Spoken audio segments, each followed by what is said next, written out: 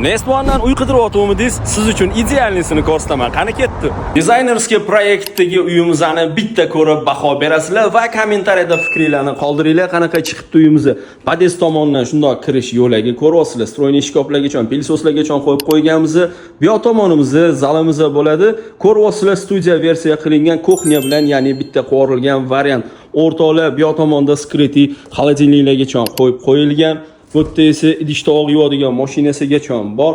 Hurmatli kuzatuvchilar, mazza qiladigan joylar ko'rishinglar mumkin. Divanli zona, TVni ko'rib o'tirganinglarda ham xohlasanglar ishlayman desanglar, mana shunaqa rabochiy zonalargacha puxta ishlanib va juda ham chiroyli tarzda qilingan. O'rtoqlar aytmoqman, bu dizaynerskiy proyekt bo'ladi. Bu yoqdan chiqishimiz bilan mana qarang. Chiroyli yo'lak bo'ylab kelganimizda o'ng tomonda bolajonlar uchun qilingan bitta xonasi ko'rishinglar mumkin. Stroyniy shkoflardan umuman muammo yo'q. Hammasi juda ham chiroyli tarzda qilingan, bolajonlar uchun qilingan xonasi.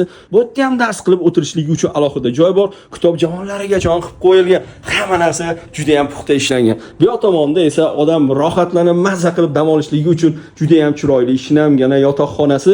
Bu yoq tomonda ham narsalarni qo'yishligilar uchun mana shunaqa skriti shkoflargacha qilib qo'yilgan. Ko'rishinglar mumkin. Hurmatli kuzatuvchilar, bu uyimizga kelib o'zingizlar ko'zingizlar bilan ko'rganinglar baribir boshqacha bo'ladi. Men videoda mana shunaqa chiroyli qilib ko'rsatganim bilan o'zingiz kelib ko'rsangiz, fikringiz shundoq o'zgaradi. O'rtoqlar, mana ko'ryapsizlar. 72 kvadratli uyimiz. Bu yerda esa skriti ishuvlarning orqasida mana shunaqa chiroyli совмещенный sanuzyalimiz bor.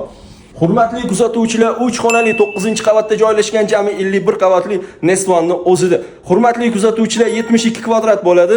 Narxiga keladigan bo'lsa, $299,000 so'raymiz. Raqamlarimiz turibdi. Bemalol aloqaga chiqsanglar, uyga ko'rsatib baraka qo'yamiz.